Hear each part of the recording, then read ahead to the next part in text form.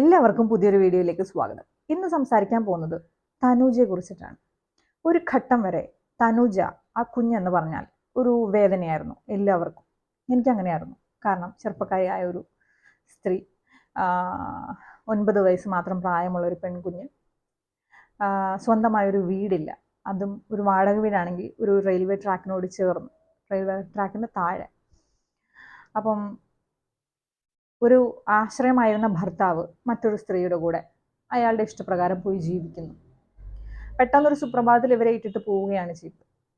അപ്പം ഒരു സ്ത്രീയെ സംബന്ധിച്ച് നമ്മളിങ്ങനെ ചിന്തിച്ച് നോക്കുമ്പോൾ നമുക്കൊന്നും പെട്ടെന്ന് ഉൾക്കൊള്ളാൻ പറ്റത്തില്ല. പെട്ടെന്നൊന്നല്ല, ഇങ്ങോട്ട് ഉൾക്കൊള്ളാൻ ഭയങ്കര ബുദ്ധിമുട്ടാണ്. ആ ഒരു സാഹചര്യത്തിൽ നമ്മളാണെങ്കിൽ എന്തു ചെയ്യും എന്നുള്ള രീതിയിൽ ഒരു ഘട്ടം കഴിഞ്ഞപ്പോൾ ഈ സെന്റിമെന്റൽ ഒരു സംഭവം മാറിയിട്ട് ഇവരെന്താ ഇങ്ങനെ റിയാക്ട് ചെയ്യുന്നത്, ഇവരെന്തുകൊണ്ട് ഇങ്ങനെയാകുന്നു എന്നുള്ള ചിന്ത വന്നു. ആ ഒരു ഘട്ടവും കഴിഞ്ഞപ്പോൾ വല്ലാത്തൊരു അറ്റൻഷൻ സീക്കറാണ് പുള്ളിക്കാരത്തി. അതായത് ഈ കഴിഞ്ഞ ദിവസങ്ങളിൽ ഒരു ഫോൺ സ്വിച്ച് ഓഫ് ചെയ്തിട്ട് കോൾ ചെയ്യുന്നു, കരയുന്നു, സൂയിസൈഡ് അറ്റംപ്റ്റിന് വേണ്ടിയിട്ടാണ്. അപ്പോൾ ഇതിനെക്കുറിച്ച് നമ്മൾ പറഞ്ഞാൽ ഒരുപാട് കാര്യങ്ങൾ ഇങ്ങനെ പുച്ഛമെന്നോണം കേൾക്കുന്നവർക്ക് തോന്നും. അതുകൊണ്ട് ഞാൻ അങ്ങോട്ടേക്ക് കയറുന്നില്ല. എങ്കിലും ഒരു ഫോൺ സ്വിച്ച് ഓഫ് ചെയ്തിട്ട് ഇങ്ങനെ കരയുന്നത് പോലെ കാണിക്കണമെങ്കിൽ പക്ക ഒരു ഡ്രാമ പ്ലെയറാണ്, ഒരു നാടകമാണ്. അപ്പം ഇട്ടിട്ട് പോയ ഹസ്ബൻഡിനെ വേണമെന്നുള്ള ആഗ്രഹം, കുടുംബജീവിതം തിരിച്ചു പിടിക്കണമെന്നുള്ള ആഗ്രഹം, അതിലെവിടെയാണ് ഈ നാടകത്തിന് സ്ഥാനം എന്നുള്ളത് എനിക്ക് മനസ്സിലായില്ല. സാധാരണഗതിയിൽ നമ്മുടെ കേരളത്തിൽ കാണുന്നതാണ്, ഒറ്റപ്പെട്ട സംഭവങ്ങളൊക്കെ കാണാറുണ്ടല്ലേ, ഭർത്താക്കന്മാർ ഇതുപോലെ മറ്റൊരു സ്ത്രീകളുടെ കൂടെ പോയി ജീവിക്കുന്നത്. അങ്ങനെയുള്ള സ്ത്രീകളെല്ലാം ഇത്രയും വർഷം കഴിഞ്ഞിട്ടും അദ്ദേഹത്തിന്റെ പിന്നാലെ നടന്ന് ഒരു അറ്റൻഷൻ സീക്കറിനെ പോലെ ബിഹേവ് ചെയ്യുമോ? എനിക്ക് മനസ്സിലായിട്ടില്ല. ഇവർക്ക് ജീവിക്കാനുള്ള സകല സാഹചര്യങ്ങളും സോഷ്യൽ മീഡിയയിലൂടെ തന്നെ ഒരുപാട് പേർ ഇവരുടെ മുന്നിലേക്ക് ഇട്ടുകൊടുത്തു. ഇപ്പോൾ റീസെൻ്റ്ലി ഒരു ബൊട്ടീക്കിനെ സംബന്ധിച്ച് സുനിത എന്ന് പറഞ്ഞിട്ട് ഒരു മാമാന്ന് തോന്നുന്നു, എനിക്കറിയത്തില്ല. അപ്പം അവർ ഇവരെ ട്രിവാൻഡ്രത്ത് നിന്ന് എറണാകുളത്തേക്ക് കൊണ്ടുവന്നു താമസിപ്പിക്കുന്നു. ഇത്ര സൽവാഴ്സ് വിറ്റാൽ ഇവർക്ക് ഇത്ര കമ്മീഷൻ എന്നുള്ള രീതിയിൽ, അതായത് ഒരു ബിസിനസ്സിലേക്ക് ഇവരെ ഇൻവോൾവ് ചെയ്യിപ്പിച്ചു. അതായത് ഇവർക്ക് ജീവിക്കാനുള്ള ഒരു വകയുണ്ടാക്കാനുള്ള ഒരു കാര്യം അവരായിട്ട് കൊടുത്തു. അത് ചെയ്യാതെ അതിൻ്റെ ഇടയിലൂടെ ഈ സോഷ്യൽ മീഡിയ യൂസ് ചെയ്തിട്ട് ഈ ഭർത്താവിനെ സ്റ്റോക്കിംഗ് ചെയ്തുകൊണ്ടിരിക്കുകയാണ്. എന്തിനാണ് ആവശ്യം? ഞാൻ ആദ്യമേ പറഞ്ഞില്ല, ഒരു ഘട്ടം വരെ ഈ സ്ത്രീയോട് ഭയങ്കര സെന്റിമെന്റൽ ആയിട്ടുള്ളൊരു അറ്റാച്ച്മെന്റ് എങ്ങനെയൊക്കെയോ ഉണ്ടായിരുന്നു.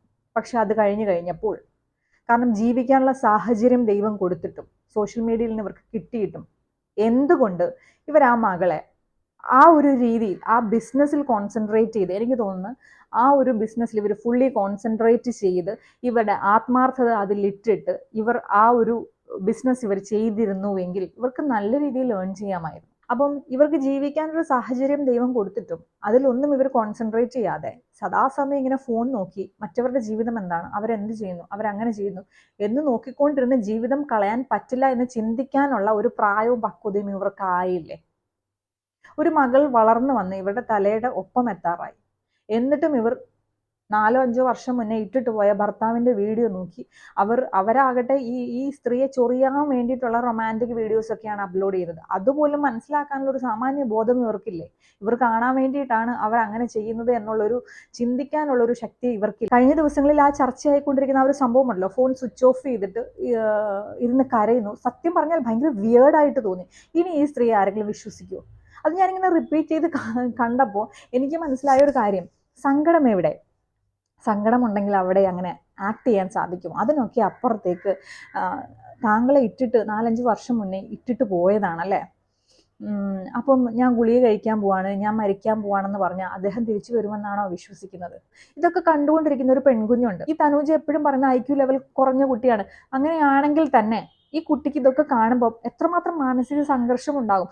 ഗുളിക കഴിക്കുന്നു, അമ്മ മരിക്കാൻ പോകുന്നു എന്നൊക്കെ ഈ കുഞ്ഞ് കാണുമ്പോൾ ഇവർ ആക്ടിങ് ചെയ്യുന്നതായിരിക്കും, ഇവർ ആക്ഷൻ കാണിക്കുന്നതായിരിക്കും. പക്ഷെ ഇത് കണ്ടുകൊണ്ടു ആ കുഞ്ഞിനെ എത്രമാത്രം ട്രോമ അതിനെ എഫക്ട് ചെയ്യും. അപ്പോൾ ഒരു പെൺകുഞ്ഞിനെ അവളുടെ മാനസികാരോഗ്യം നശിപ്പിക്കുന്ന രീതിയിലുള്ള പ്രവർത്തികളാണ് ഈ സ്ത്രീ കാണിക്കുന്നത്. ഇവരുടെ ഉള്ളിൽ എവിടെയൊക്കെയോ അതായത് ഈ ഭർത്താവ് തിരിച്ച് വന്ന് ഈ കുഞ്ഞിനെ സ്നേഹിക്കണം എന്നുള്ളൊരു ആത്മാർത്ഥത എന്ന് ഞാൻ വേണമെങ്കിൽ ഇപ്പോൾ പറയാം.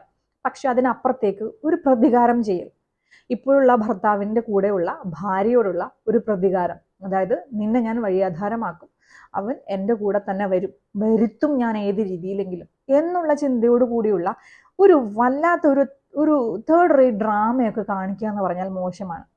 അപ്പം ഡ്രാമ എന്നുള്ളത് എല്ലാവർക്കും മനസ്സിലായി. പക്ഷെ കൂടെയുള്ള ആ കുഞ്ഞിനെ ഞാൻ നേരത്തെ പറഞ്ഞതുപോലെ അതിനൊരു ഒരു ട്രോമറ്റൈസിങ് ആയിട്ടുള്ള ഓരോ കാര്യങ്ങളായിരിക്കും അതിൻ്റെ ജീവിതത്തിൽ ഇവർ ചെയ്തു കൂട്ടുന്ന കാര്യങ്ങൾ. ഇവർക്കിപ്പോൾ ജീവിക്കാനുള്ള ഞാനിങ്ങനെ ആലോചിക്കുമ്പോഴേ ട്രിവാൻഡ്രത്ത് അവർ ജീവിച്ചിരുന്നത് ഞാൻ ആദ്യം പറഞ്ഞല്ലോ, ആ ഒരു സാഹചര്യത്തിൽ നിന്നും ഫാർ ഫാർ ബെറ്റർ ആയിട്ടുള്ള ഒരു ലൈഫ് സ്റ്റൈലിലേക്കാണ് ഇപ്പോൾ അവർ നിൽക്കുന്നത്. അപ്പോൾ ഹാപ്പി ആയിട്ട് മുന്നോട്ട് ജീവിക്കുക എന്നുള്ളൊരു കാര്യമല്ലേ ഇവർ ചെയ്യേണ്ടത്. ഇവരെങ്ങനെ നോക്കുകയാണെങ്കിലും ഇവരുടെ ഭർത്താവിൻ്റെയും ഇപ്പോൾ ഉള്ള ഭാര്യയുടെയും കണ്ണിൽ ഇവർ നല്ല രീതിയിലാണ് ജീവിക്കുന്നത്. കാരണം ആ ഒരു റെയിൽവേ ട്രാക്കിൻ്റെ ആ ഭാഗത്തുള്ള ആ ഒരു വീടൊക്കെ മാറി ആ ഒരു സ്ഥലത്തു നിന്ന് അവർ എറണാകുളം പോലെ ഉള്ള ഒരു മെട്രോപൊളിറ്റൻ സിറ്റിയിലേക്ക് താമസം മാറുന്നു. കുഞ്ഞുമായിട്ട് അവൾ ക്ലാസ്സിന് പോകുന്നുണ്ട്, നല്ലൊരു സ്കൂളിലാണ് അവൾ പഠിക്കുന്നത്. അപ്പോൾ ജീവിത സാഹചര്യങ്ങൾ മെച്ചപ്പെട്ടു അല്ലേ? അപ്പം അതിൽ ഹാപ്പി ആയിട്ട് മുന്നോട്ട് ജീവിക്കാനുള്ളതിന് ഇങ്ങനെ ഒരാളെ സ്റ്റോക്കിംഗ് ചെയ്യുക, ഇങ്ങനെ കുറേ ഡ്രാമ സോഷ്യൽ മീഡിയയ്ക്ക് മുന്നിൽ വന്നിരുന്ന് കാണിക്കുക. എന്താണ് ഇവർ വിചാരിച്ചേക്കുന്നത്? ഇവരുടെ സബ്സ്ക്രൈബേഴ്സ് അല്ലെങ്കിൽ ഇവരെ കണ്ടുകൊണ്ടിരിക്കുന്ന ആളുകളൊക്കെ എന്ത് ഇവർ ഡ്രാമ കാണിച്ചാലും ഭയങ്കര എല്ലാവരും ഇരുന്ന് പൊട്ടിക്കരഞ്ഞ് ഇവർക്ക് വേണ്ടിയിട്ട്. ഇപ്പം ഞാൻ വീഡിയോ ചെയ്യുന്നുണ്ട്, ഇതിപ്പോൾ 15 മിനിറ്റ് ആണെങ്കിൽ 15 മിനിറ്റ് നിങ്ങളിത് കണ്ടിട്ട് നിങ്ങൾ എന്നെ ഓർക്കത്ത് പോലുമില്ല. അതുപോലെ തന്നെ എല്ലാവരുടെയും കാര്യം. ഇപ്പോൾ വീഡിയോ ഓൺ ചെയ്തിട്ട് വന്ന് എത്രമാത്രം നിങ്ങൾ കരഞ്ഞ് പ്രശ്നമുണ്ടാക്കിയാലും കാണുന്നവർക്ക് അതൊരു 10 മിനിറ്റ് അത് ഓർക്കുമായിരിക്കും. അത് കഴിയുമ്പോൾ അവരതൊക്കെ മറക്കും. കാരണം അവനവൻ്റെ ജീവിതവും അവനവൻ്റെ കാര്യങ്ങളുമാണ് ഇപ്പോൾ എല്ലാവർക്കും ഇമ്പോർട്ടൻ്റ്. അതുപോലെ തന്നെയാണ് നിങ്ങളും ചിന്തിക്കേണ്ടത്. നിങ്ങളുടെ കുഞ്ഞ് നിങ്ങളുടെ ഒപ്പമാണ് വളരുന്നതെങ്കിൽ അവൾക്ക് ജീവിക്കാനുള്ള സാഹചര്യം നിങ്ങൾ ഒരുക്കുക. അത് ഫിനാൻഷ്യലി ആണെങ്കിലും അതല്ല, അവളുടെ മാനസികാരോഗ്യങ്ങൾ കൂടുതൽ മെച്ചപ്പെട്ട് സന്തോഷത്തോടു കൂടി ഒരു പെൺകുഞ്ഞ് ജീവിക്കേണ്ടത്. ഒരു കുട്ടിയാണ് അവൾ വളർന്നു വരുന്ന സാഹചര്യത്തിൽ സന്തോഷം സമാധാനം ഉണ്ടാക്കി കൊടുക്കുക എന്നുള്ളത് ജനിപ്പിച്ച അമ്മയുടെ കർത്തവ്യമാണ്, കടമയാണ്. ഇത് മറക്കാതിരിക്കുകയാണ് നിങ്ങൾ ആദ്യം ചെയ്യേണ്ടത്. ബുദ്ധി വിവേകമുള്ളൊരു സ്ത്രീയായി മുന്നോട്ട് ജീവിക്കുക. ഇപ്പം അതൊന്നും ഇല്ല എന്നല്ല പറയുന്നത്, പക്ഷെ ഒരു അറ്റൻഷൻ സീക്കർ എന്നുള്ളൊരു ലെവലിലേക്ക് നിങ്ങൾ പൊയ്ക്കൊണ്ടിരിക്കുകയാണ്. അതിൻ്റെ ആവശ്യമൊന്നുമില്ല. നിങ്ങളെ ഇട്ടിട്ട് പോയതല്ലേ, അദ്ദേഹത്തിൻ്റെ അറ്റൻഷൻ നിങ്ങൾ നേടിയെടുത്തിട്ട് എന്ത് കിട്ടാനാണ്? അപ്പോൾ ആ ഒരു ചിന്തയോട് കൂടി തന്നെ ജീവിക്കുക, ആ കുഞ്ഞിന് വേണ്ടിയിട്ട് ജീവിക്കുക. അപ്പോൾ വീഡിയോ ഇഷ്ടമായിട്ടുണ്ടെങ്കിൽ ഒന്ന് ലൈക്ക് ചെയ്യണം, ഷെയർ ചെയ്യണം, കമൻറ്റ് ചെയ്യണം, സബ്സ്ക്രൈബ് ചെയ്യണം. Thank you so much.